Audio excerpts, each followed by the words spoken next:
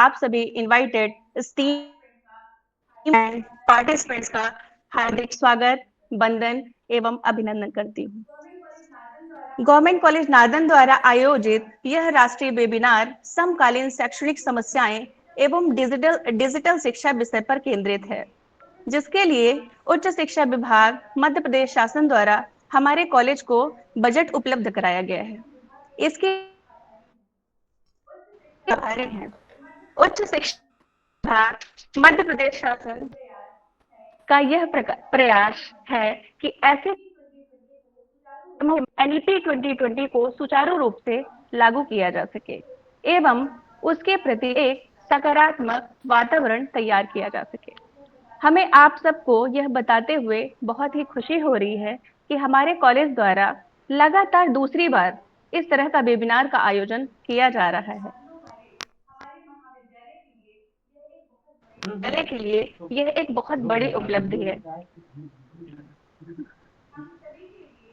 हम सभी के लिए डिजिटल माध्यम ने यह अवसर उपलब्ध कराया है कि देश के प्रतिष्ठित विद्वानों को हम सुन सके और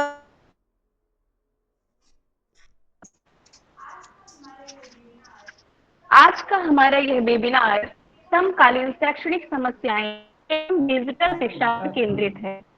इस विषय को डीपली एक्सप्लेन करने के लिए हम डॉक्टर सलीम फातिमा मैम जुड़ी। डॉक्टर सलीम फातिमा मैम जुड़ी हैं। आप commerce and management department Maulana Azad Urdu university में प्रोफेसर हैं। साथ ही आप एकेडमिक अफेयर्स की डीन भी हैं एवं मौलाना आजाद राष्ट्रीय उर्दू विश्वविद्यालय की स्वयं पोर्टल की प्रभारी भी हैं। हमारे दूसरे वक्ता के रूप में डॉक्टर अनिल दत्त मिश्रा सर हैं, हमारे साथ जुड़े हुए हैं। आप एक अच्छे आप गांधीयन म्यूजियम न्यू दिल्ली के फॉर्मर डिप्टी डायरेक्टर रहे हैं। एट प्रेजेंट आप भारतीय लोक प्रशासन संस्थान नई दिल्ली की क्षेत्रीय शाखा में ट्रेजरर के रूप में कार्यरत हैं। आपको सामाजिक एवं राजनीतिक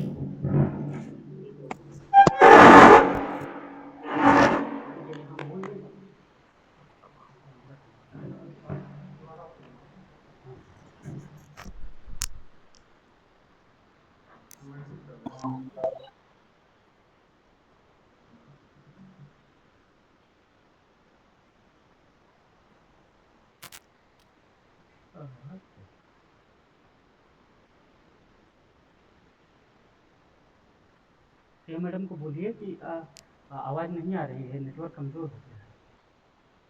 आपका संपर्क टूट गया है। हाँ सर, थोड़ा नेटवर्क का इशू है, हम उसे करवाते हैं। बोलिए नेटवर्क नहीं है, बोलिए आवाज नहीं आ रही है।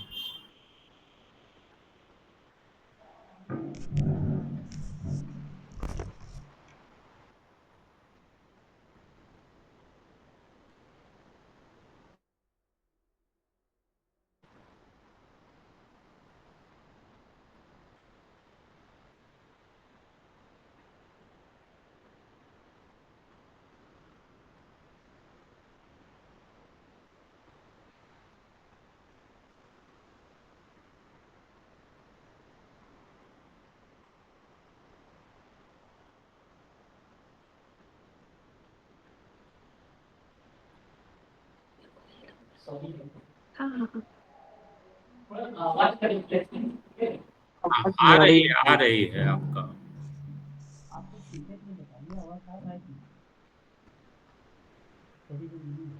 Am I audible? Yes. Go ahead. Vivek sir, हो गया। विवेक सर हो गया, आ जाइए। विवेक सर हो गया, आप यहीं रहिए। Sorry, network issue. Actually rural area में हमारा कॉलेज है तो यहाँ नेटवर्क की प्रॉब्लम चलती ही रहती है। सॉरी इसके लिए। ओके, मैं कंटिन्यू करती हूँ। आज का हमारा यह वेबिनार समकालीन शैक्षणिक समस्याएं एवं डिजिटल शिक्षा पर केंद्रित है। समकालीन शैक्षणिक समस्याओं में हमें अनेक बातें देखने को मिलती हैं, जैसे कि सीमित संसाधन, सामाजिक आर्थिक स्थिति, आधारभूत ढांचा, लेकिन इन सब के बावजूद शिक्षण संस्थान अपनी गुणवत्ता को बनाए रखने के लिए परिस्थितियों से संघर्ष करते हैं। कॉलेज की टीचिंग फैकल्टी इस गुणवत्ता को हासिल करने के लिए अपना 100% जब देती है, तो हम सीमित संसाधनों के बैरियर को तोड़ पाते हैं। फिर भी अनेक सामाजिक आर्थिक समस्याएं एवं फंड की हमारे कमी का बाद अनिल सामना दत्ता करना मिश्रा ही सर। पड़ता है। डिजिटल शिक्षा ने बहुत सारी हमारी समस्याओं का समाधान हमें उपलब्ध कराया है, लेकिन डिजिटल माध्यमों तक पहुंच बनाने के लिए जो बेसिक नीड्स हैं, उनको भी पूरा कर पाने में अक्सर हमारे विद्यार्थी असफल हो जाते हैं, सफल नहीं हो पाते हैं। हमारा यह कॉलेज रिमोट एरिया में है। हमने जस्ट अभी एग्जाम्पल भी देखा कि हमारा नेटवर्क यहाँ से जा चुका था। तो हमारा कॉलेज जो है ये रिमोट एरिया में है, जहाँ हम लोग डेली इस तरह की समस्याओं को देखते ही रहते हैं। आए दिन सार्थक कैंप भी लगाते हैं, तो काफी देर तक हम लोग को बहुत असुविधा होती है। हमें इन समस्याओं के बीच ही समाधान की राह तलाशनी है, और इसी उद्देश्य को ध्यान में रखकर हमने इस एक दिवसीय राष्ट्रीय वेबिनार का यह विषय रखा है। हमें अपने स्पीकर्स के माध्यम से आगे आने वाले कुछ ही घंटों में इसके तमाम पहलुओं पर चर्चा करेंगे हमारे स्पीकर्स, एवं इसे गहराई से हम सभी समझने की कोशिश करेंगे। आ,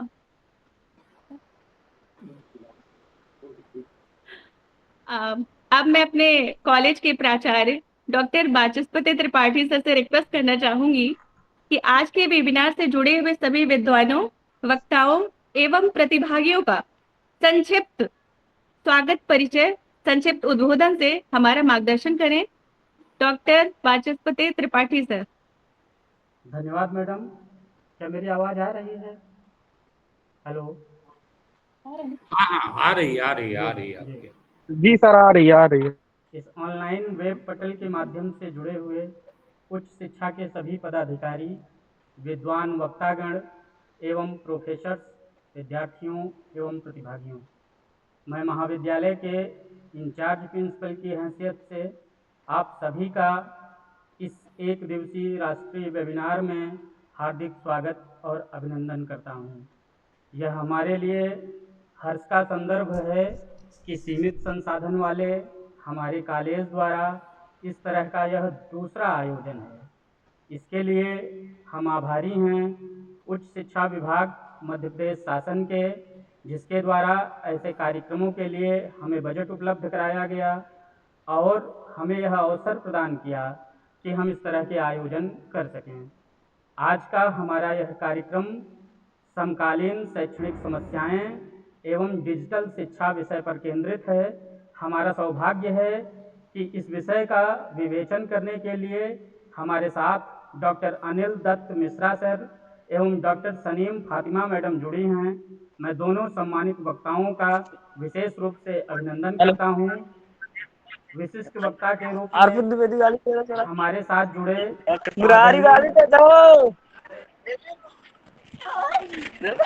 प्लीज अपना ऑडियो म्यूट कर लीजिए, जिनका भी ऑडियो जी सर, जी विशिष्ट जी। वक्ता के रूप में हमारे साथ जुड़े आदरणीय अग्रणी प्राचार्य डॉक्टर सुरेश चंद्र राय सर का भी विशेष अभिनंदन है। विद्वज्जनों, इस तरह के आयोजनों के माध्यम से सर मेरा भी अभिनंदन करिए, मेरा भी। चुप रहो भाई। इस तरह के आयोजनों से उच्च शिक्षा विभाग की मुराद है भारत सरकार द्वारा लागू की गई नई शिक्षा नीति 2020 के प्रति सकारात्मक वातावरण का निर्माण किया जाए, लेकिन इसे हम उच्च शिक्षा विभाग का साहस और जल्दबाजी दोनों ही कह लें कि उन्होंने बिना किसी जमीनी तैयारी के इसे लागू करने में अत्यधिक तत्परता दिखाई है। फिर भी यह सराहनीय है। विद्वज्जनों, शैक्षिक समस्याओं में आधारभूत ढांचे की चुनौती से लेकर कई तरह की समस्याएं व्याप्त हैं, जिसमें शिक्षा की घटती गुणवत्ता, सामाजिक आर्थिक असमानताएं, शिक्षा की अफोर्डेबिलिटी, यानी आज के समय में शिक्षा इतनी महंगी हो गई है, कुछ सामान्य कोर्सों को अगर हम छोड़ दें तो इतना महंगा है कि आम आदमी के बस की बात ही नहीं रह गई है। तो अफोर्डेबिलिटी, इन सब समस्याओं का NEP 2020 के जरिए समाधान करने की कोशिश की गई है, लेकिन समस्या फिर भी बनी हुई है। NEP 2020 के द्वारा जो क्रेडिट सिस्टम और पाठ्यक्रम लागू किया गया है और लागू करने की कोशिश हो रही है, उसके लिए हमारे पास आधारभूत ढांचा तक नहीं है। देश के कुछ केंद्रीय और राज्य सरकार के संस्थानों को छोड़ दें तो सभी संस्थानों की स्थिति बदहाल है। ऐसे में क्रेडिट सिस्टम और क्रेडिट ट्रांसफ़र की बात एक बड़ी चुनौती दिखाई पड़ती है। सरकार का पूरा जोर डिजिटल शिक्षा पर है, लेकिन अफसोस की बात यह है कि न तो हमारे विद्यार्थियों के पास सुविधाएं हैं, आधारभूत सुविधाएं हैं, और न ही हमारे फैकल्टी के पास समुचित ढंग की ट्रेनिंग है। ऐसे में यह भी काफ़ी चुनौतीपूर्ण है। व्यावसायिक शिक्षा की आज बड़ी चर्चा है। शिक्षा ज्ञान आधारित न होकर रोजगार आधारित केंद्रित होना चाहिए, इस पर पूरा जोर है। लेकिन क्या सरकारों द्वारा इस तरह की कोई तैयारी दिखाई पड़ती है? ऐसा देखना हमें पड़ेगा। अगर तकनीकी और मेडिकल क्षेत्र को छोड़ दें तो लगभग एक बड़ी आबादी जो है वो BA और MA जैसे प्लेन कोर्सेज कर रही है और बेरोजगार है। तो सवाल यह है कि क्या हम इस तरह के कोर्सों का कोई भविष्य अभी बचा हुआ है? अगर ऐसा है, पहले तो ऐसा था क्योंकि केंद्र और राज्य सरकारों के लोक सेवा आयोग में उनकी बड़ी डिमांड थी, लेकिन आज की स्थिति यह है कि कुछ राज्य सरकारों को छोड़ दें तो बाकी सभी सरकारों ने अपने यहाँ मेंस में विषय की अनिवार्यता को ख़त्म कर दिया है। अतः इस फील्ड के विद्यार्थियों को जो बढ़त मिलती थी वह भी अब लगभग खत्म है। तकनीकी और बहुत सारे प्रोफेशनल कोर्सों में तो कैंपस सिलेक्शन जैसी सुविधा मिलती है, लेकिन BA और MA के बच्चों को कौन सा कैंपस सिलेक्शन मिलेगा, यह विचारणीय प्रश्न है। मैं अपने विद्वान वक्ताओं से इस प्रश्न पर अपनी राय रखने के लिए जरूर निवेदन करूंगा। स्कूली शिक्षा की बात करें तो देश भर में अनेक बोर्ड हैं और जिनके पाठ्यक्रमों में भारी असमानता है।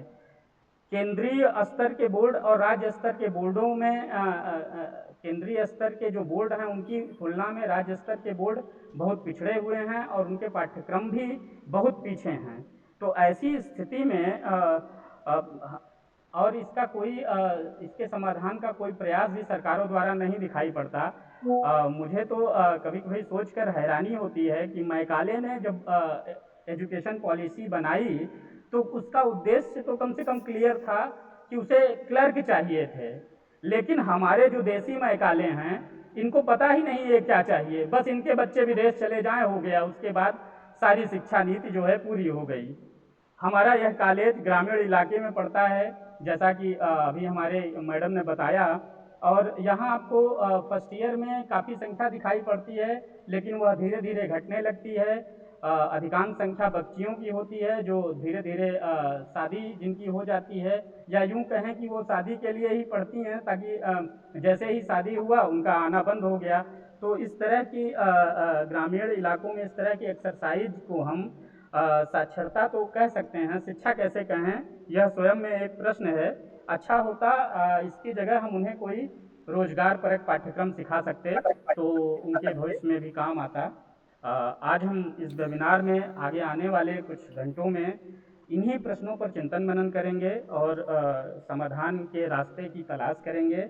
इन्हीं शब्दों के साथ मैं अपनी बात को यहीं समाप्त करता हूँ। धन्यवाद। Thank you very much sir. आपने बहुत सारी हमें जानकारी भी दी और हमारे सभी अतिथियों का बहुत ही अच्छे शब्दों के साथ स्वागत भी किया। अब मैं कार्यक्रम को आगे बढ़ाते हुए मुख्य वक्तव्य के लिए डॉक्टर अनिल दत्त सर से रिक्वेस्ट करूंगी कि सर, आप अच्छे ऑडिटर के रूप में भी जाने जाते हैं। आप गांधीयन म्यूजियम नई दिल्ली के डिप्यूटी डायरेक्टर रहे हैं और वर्तमान में आप भारतीय लोक प्रशासन संस्थान नई दिल्ली की क्षेत्रीय शाखा में ट्रेजरर के रूप में कार्यरत हैं।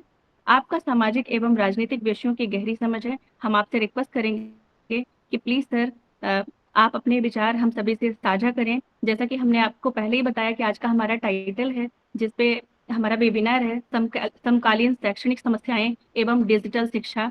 तो आप प्लीज अपने विचार इस हमसे साझा करें।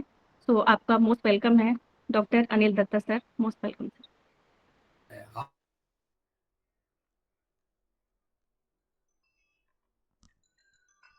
हैदराबाद से जी प्रणाम सर। डॉक्टर सलीम फातिमा मैडम साहिबा, जी प्रणाम मैं सर। सभी को हृदय से प्रणाम। सर शुरू हो गया? हाँ सर शुरू हो गया है। अभी तो आपको मैंने फोन किया था सर। प्रचार जी ने जहां से छोड़ा था, मैं डिबेट को वहीं से आगे जो है बढ़ाऊंगा और मैं सैद्धांतिक पहलुओं पर ज्यादा जो है बल देने की प्रयास करूंगा। 1835 में लॉर्ड मैकाले ने उससे मैंने 1 घंटे का रिक्वेस्ट ब्रिटिश पार्लियामेंट में बहुत ही महत्वपूर्ण एक वक्तव्य दिया था, जिसे हिस्ट्री और पॉलिटिकल साइंस में हम लोग मिनट्स के नाम से जानते हैं। वर्ष में एक ऐसी शिक्षा नीति लाने का, मैं उन्हीं के वक्तव्य को कोट कर मैं अपनी बात को आगे बढ़ाऊंगा। उन्होंने कहा था, Lord Macaulay has said that I have traveled across the length and breadth of India, and I have not seen one person who is a beggar, who is a thief. Such wealth I have seen in this country, such high moral values, people of such caliber. I do not think we would ever conquer this country until and unless we break the backbone of this nation, which is her spiritual and cultural heritage. This is a very important point. A spiritual and cultural heritage. And therefore, I propose that we have replaced her old and ancient education system, her culture. For if Indians think that all that is a foreign and English is good and greater than their own, they will lose their self-esteem, their native self-culture, and they will become what we want them, a truly dominant nation. This is the purpose of Macaulay education system. Somebody will say that, NEP, National Education Policy 2020 is a unique, wonderful, वगैरह वगैरह कहते हैं। मैंने इसका एक एक वाक्य को कई एक बार पढ़ा है। जिसकी जितनी तारीफ की जाए, जो ये नई शिक्षा पद्धति है, इसमें नई कोई भी बात नहीं है। आज वो डिबेट का विषय नहीं है, मैं घंटों इस पर आर्ग्यू कर सकता हूं। इसमें एक भी बात नहीं है। देखिए, सबसे पहली बात है वो ये है, भारतवर्ष में पहला जो एजुकेशन कमीशन बना था वो श्री राधाकृष्णन कमीशन था, जिसमें कहा गया था teachers are the backbone of the nation. Teacher राष्ट्र के निर्माणकर्ता होते हैं, राष्ट्र के भाग्य विधाता होते हैं, और राष्ट्र का सम्मान भी जो है वो शिक्षकों द्वारा बढ़ता है। आज भारतवर्ष में जो शिक्षक हैं वो हाशिए पर हैं। विभाग बहुत प्रयास कर रहा है, central government, state government, local self government सभी प्रयास कर रहे हैं, लेकिन वो प्रयास सफलता की तरफ नहीं बढ़ रहा है। और इसके मूल में जो कारण है वो ये है कि हम डुअलिटी में जीते हैं कि मेरा बेटा तो अच्छे स्कूल में पढ़े, लेकिन गरीब का जो बच्चा है वो निम्न स्तरीय स्कूल में पढ़े। अब आप देखिए विद्या का पर्पस क्या है। समय नहीं है, मैं केवल इंगित करता हूं, सा विद्या विमुक्तये।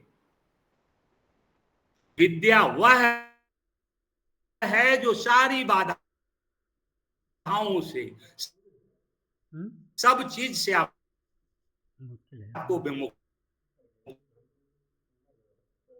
वो शायद सलीम फातिमा मैडम जुड़ी हैं, सतीश सर को बुलाने के बाद सलीम फातिमा मैडम को बुलाने के बाद अभी 2 लोगों को फोन करता हूँ।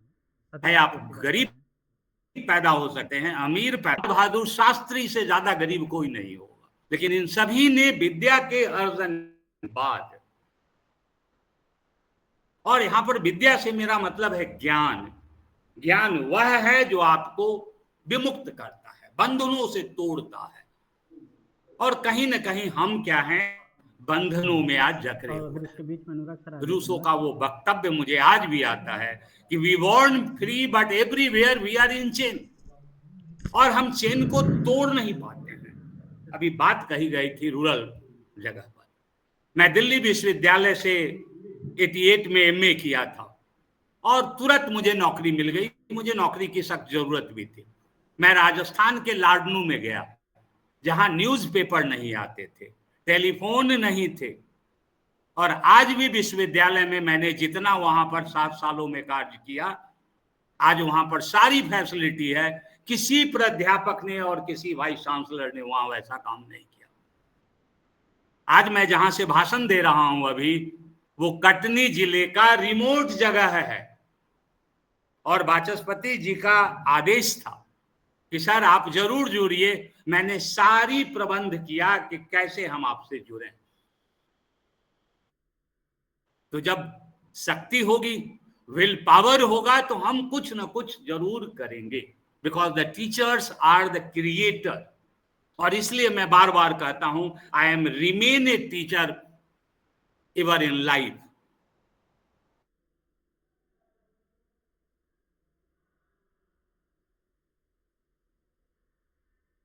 विद्या हमें अहंकार दे देता है, और यहीं से सारी जो है वो समस्याएं जो है वो समाज में और राष्ट्र में जो है आती है। अब देखिए, हमारे यहाँ एजुकेशन की बात है, समकालीन जो समस्याएं हैं, देखिए हमारे यहाँ सेंट्रल यूनिवर्सिटीज हैं,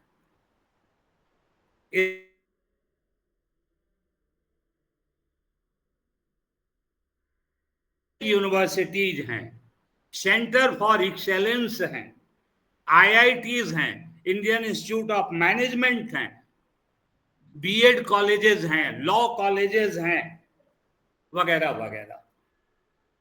और इन सभी का जो उद्देश्य है वो 3 उद्देश्य है। पहला उद्देश्य है टीचिंग, दूसरा research, and the third is the knowledge development. हम और आप शिक्षक हैं, यूनिवर्सिटी का काम है नॉलेज डेवलप करना, स्कूल का काम है प्रारंभिक शिक्षा का बात करना। अब मैं समस्याओं पर आता हूं। सबसे पहले आप आइए सेंट्रल यूनिवर्सिटी। मैं समझता हूं हिंदुस्तान में प्रत्येक राज्य में, स्टेट में सेंट्रल यूनिवर्सिटी खोलने की जरूरत नहीं है। पहले जो एग्जिस्टिंग सेंट्रल यूनिवर्सिटीज हैं उनमें आप स्टाफ भरिए, उनमें आप फंड दीजिए, उनमें इंफ्रास्ट्रक्चर को डेवलप कीजिए, उसके बाद आप नया खोलिए। आप कहने के लिए संख्या बढ़ा रहे हैं, लेकिन क्वालिटी को आप क्या करते हैं, डिग्रेड करते हैं। और इसका मैं एक आपको एग्जाम्पल देता हूं। मैं दिल्ली यूनिवर्सिटी में पढ़ा हूं, मैं दिल्ली यूनिवर्सिटी को बड़े क्लोज से जानता हूं, और मैं सेंट्रल यूनिवर्सिटी की बात कर रहा हूं। दिल्ली यूनिवर्सिटी में भी प्रत्येक टीचर को बैठने के लिए पर्याप्त जगह नहीं है। वो रिसर्च कॉलेज में कैसे करेंगे, हमें बता दिया जाए।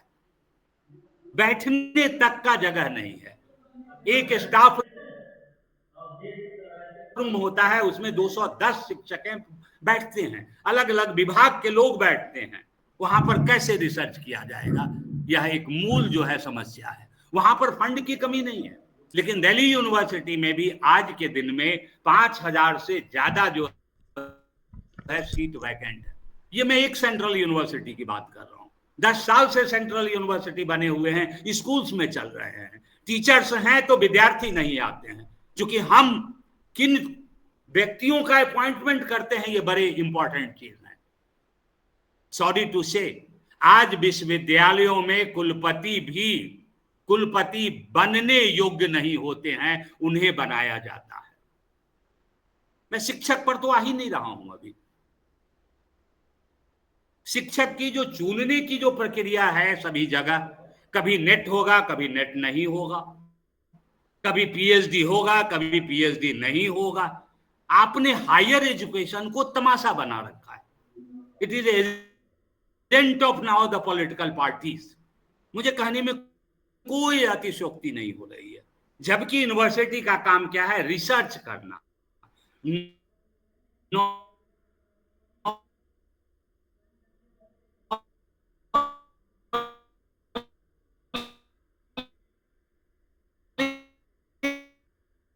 करने की जरूरत नहीं है। मैथिली शरण गुप्त की एक पंक्ति है, हम कौन थे क्या हो गए और होंगे अभी। अभी तो नजारा आप देखिए, ये मैं सेंट्रल यूनिवर्सिटी की बात कर रहा हूं। अब आप देखिए स्टेट यूनिवर्सिटी, पूरे हिंदुस्तान में सभी स्टेट में यूनिवर्सिटीज हैं। कहीं रिटायरमेंट का एज 65 है, कहीं 62 है, कहीं 60 है, कहीं 58 है। क्या आपने तमाशा बना रखा है स्कूल कॉलेजेस में? यूनिफॉर्मिटी यूजीसी कहती है कि 65 होना चाहिए, लेकिन स्टेट यूनिवर्सिटीज में नहीं होते हैं। बिल्डिंग है तो टीचर नहीं है, टीचर हैं तो एक तीसरा है डीम्ड यूनिवर्सिटी। बहुत सारे डीम्ड टू बी यूनिवर्सिटी बहुत अच्छा काम कर रहे हैं। Tata Institute of Social Sciences देखिए, Tata Institute of Social Sciences देखिए, उसके बाद गोखले इंस्टीट्यूट ऑफ इकोनॉमिक्स वगैरह वगैरह आप देखिए। तो मेरा यह कहना है कि जो रेगुलेटरी है, यूजीसी क्या करती है? ऐसे व्यक्ति को यूजीसी का चेयरमैन बना दिया गया जिसको शिक्षा के बारे में दूर दूर तक कुछ पता नहीं है, क्योंकि वो अपना एक्सटेंशन चाहते हैं, अपना और कुछ चाहते हैं, और उन्होंने कर दिया।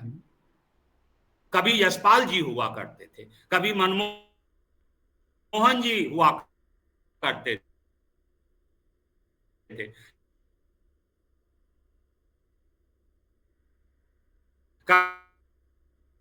कभी डीएस कोठारी जैसे हमारे शिक्षक रहे हैं, वो यूजीसी के चेयरमैन होते, और उन लोगों ने विश्वविद्यालयों में लाना चाहता हूं। उन्होंने कहा आप ले आइए, लेकिन मैं टीचिंग नहीं छोड़ूंगा। The first duty of the teacher is to teach. आज शिक्षक जो विश्वविद्यालयों में हैं या कॉलेजेज में हैं, वो सारे काम करते हैं पढ़ाने को छोड़कर, शाखाओं में जाते हैं। कोई कम्युनिस्ट पार्टी का एजेंट है, कोई कांग्रेस का एजेंट है। आपका मूल काम है पढ़ाना, इसी के लिए जो है भेजा गया है, और हम नहीं करते हैं। मैं शिक्षक रहा हूं। एक चौथी जो यूनिवर्सिटी है उसका नाम है प्राइवेट यूनिवर्सिटी। प्रचार महोदय ने थोड़ा सा इंगित किया है। मैं भी प्रोफेसर रहा हूं, मेरी पत्नी भी दिल्ली यूनिवर्सिटी में पढ़ाती हैं। मुझे बेटी को जब ओपी जिंदल यूनिवर्सिटी में लॉ पढ़ाना था तो उसके लिए 35 लाख रुपया चाहिए थी। एंड फाइनली हम लोगों ने कहा बेटा ओपी जिंदल यूनिवर्सिटी में मत पढ़ो, उससे बेहतर जो है दिल्ली यूनिवर्सिटी का लॉ फैकल्टी है, आप वहां पर।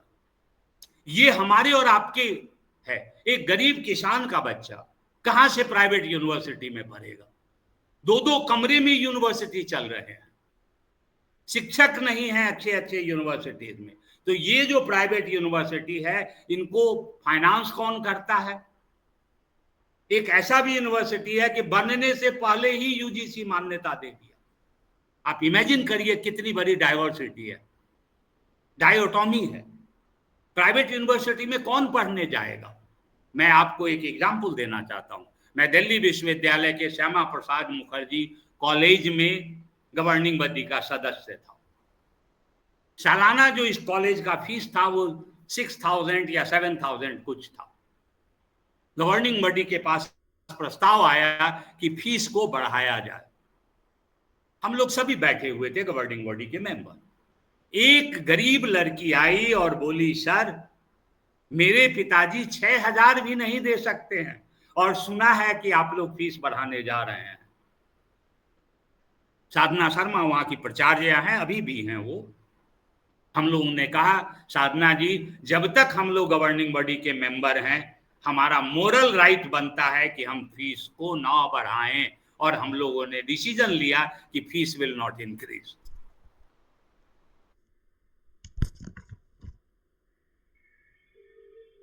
निहायत ब्राह्मण परिवार में जन्म लिया। 10th के बाद मैंने पिता से कभी पैसा लिया ही नहीं पढ़ने के लिए। अगर फीस ज्यादा होता कॉलेज में तो मैं पढ़ नहीं पाता, और अगर पढ़ नहीं पाता तो मैं या तो खुरपी चलाता या हल बैल जोतता।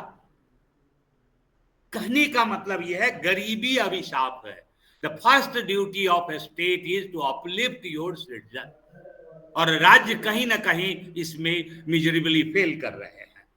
इसलिए मेरा यह कहना है कि प्राइवेट यूनिवर्सिटी को बढ़ावा नहीं देनी चाहिए, किसी भी कीमत पर नहीं देनी चाहिए। उसके बाद देखिए, प्राइवेट यूनिवर्सिटी में एक और विडंबना है।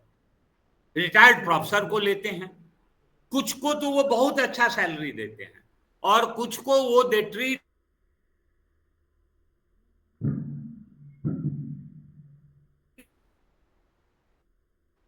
जब तक शिक्षक वर्ग स्वतंत्र रूप से नहीं सोचेगा, विचारों की स्वच्छंदता नहीं होगी, हम कुछ भी क्रिएट नहीं कर सकते हैं।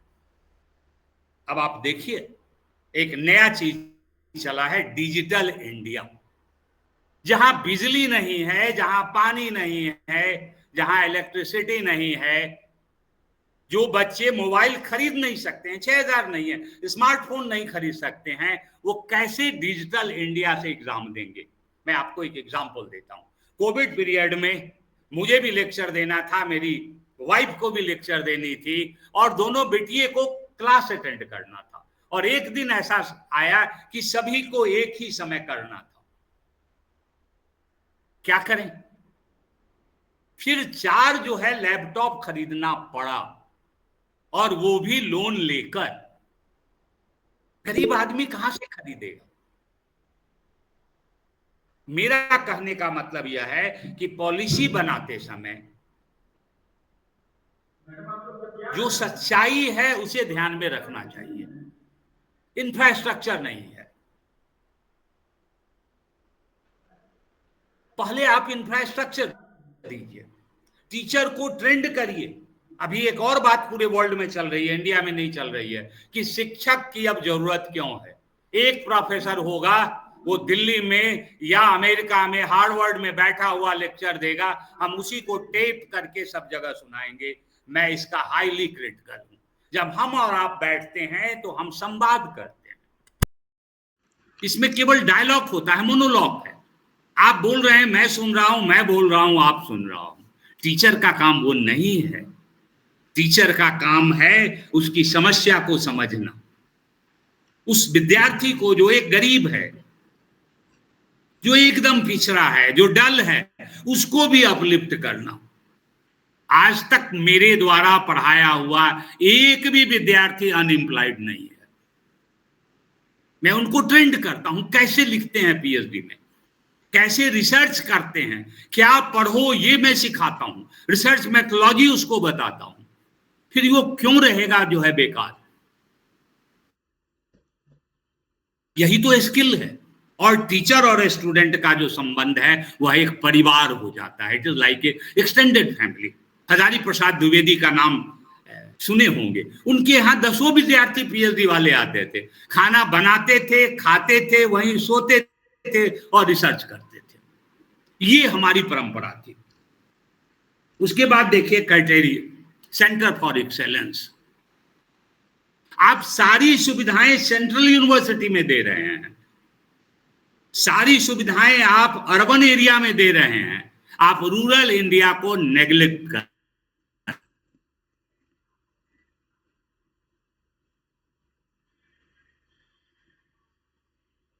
में जो दिल्ली से 60-70 किलोमीटर पर है। मैं पॉलिटिकल साइंस इकोनॉमिक्स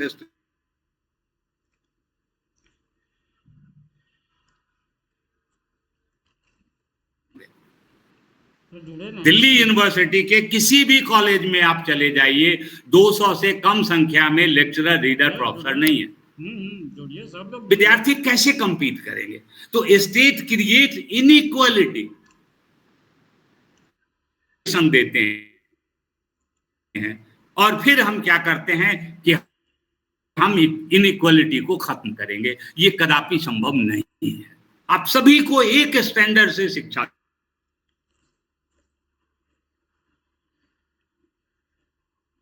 विश्वविद्यालय से टॉप करता है, टॉप करने के बाद एमफिल के लिए उन्हें क्यों टेस्ट देने की जरूरत? इसका मतलब है कि एग्जामिनेशन पर स्वयं सरकार को फेथ नहीं है। सीबीएसई का एग्जाम जो है वो सेंट्रल गवर्नमेंट लेती है, आईसीआई बोर्ड का एग्जाम जो है सेंट्रल गवर्नमेंट लेती है, और वहां जब बच्चा टॉप करता है इंडिया में, फिर उसको नीट दे